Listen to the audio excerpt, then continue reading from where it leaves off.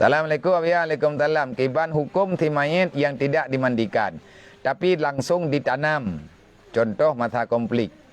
Ohnya urusan awak tanam. Tapi mayit yang hana tertemanau nya hanya tertemayang. Sebab berujak temayang mayit liah tertemanau. Mami yang terkedi urang syahid lagi Palestina nya kai timbak le kapi ni tu dung ka meninggal ke syahid ke nya tekah gebi temanau. Nah urang ipoh lego pitanam ju. Le ipoh le lang kampungan hana tho tu puai coi pa tho lampang iti ju de man teu tepung golong gat man te kai tanam.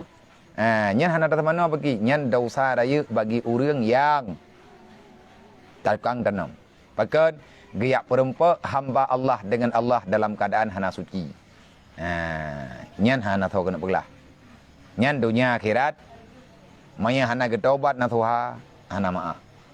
Pakat dasar raya tak perempa urang dengan Allah. Artinya waktu ka meninggal yang urangnya giyak merempa dengan Allah. Keban ke merempa gak nyan hana suci. Oleh nyan ati urang kena semayang ke mayit nyan hanjit ke semayang karena hantip syarat. Hana pegapan dan macam-macam. Hana menghadap kiblat. Dosa raya tat bagi urang tanam mayit yang hana ke temanau. Oh lah masa komplit abiah dah rempak ku huru.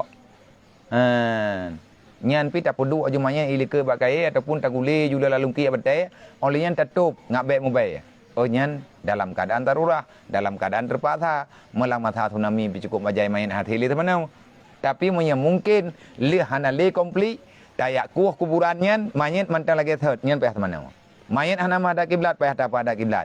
Tapi awak teka selesai daripada huru hara musibahnya, mayit kancu hana mungkin li dapat timang. Kak lagi abanya kiban tak pegat menang kamenan tak di Allah Taala keganya yang baik dah sengaja tak buat dosa yang memang dosanya narayu gekira oleh Allah.